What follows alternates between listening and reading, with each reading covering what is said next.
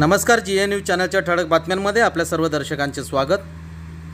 नागपूर शहरातील इतवारा सराफा बाजारातील दुकानाला आगीत लाखोंचा माल जळून झाला खाक।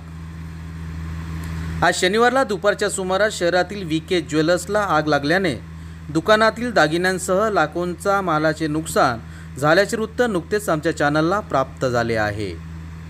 प्राप्त माहितीनुसार अत्यंत रेलचेल व वर्दळ असणाऱ्या इतवारा बाजारपेठेतील सराफा लाईन परिसरात VK ज्वेलर्सच्या दुकानातून आगीचा धुवा निघताना काही नागरिकांनी बघितला।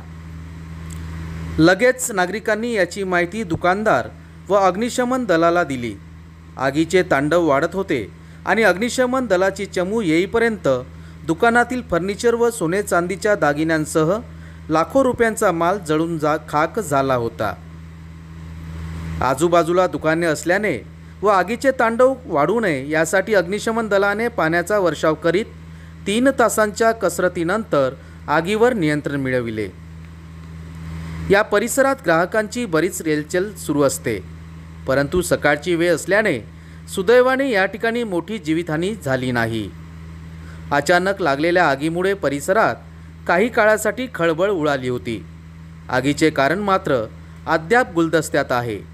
तपासाअंती खरे कारण काय ते पुढे येईल। आपण पाहतो ते जी न्यूज। आपल्या सभोवताल एखादी घटना, समस्या किंवा उपक्रम असतील तर आमच्या अधिकृत प्रतिनिधीस कळवा।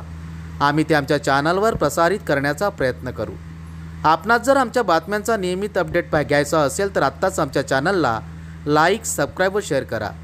जी न्यूज चॅनलकरिता चीफ ब्युरो, नागपूर।